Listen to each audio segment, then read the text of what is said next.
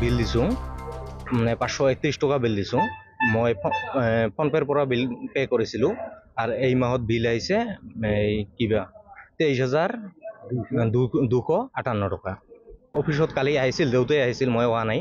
অফিচৰ পৰা আহি এনে কৈছিল, বোলে এনেকৈতো নহ'ব আৰু মানে দেখুৱাব লাগিব বিলৰ কাগজ, নাইবা ফোনপে'ৰ কাগজ লৈ আহিব লাগিব, এনেকৈ কৈছিল।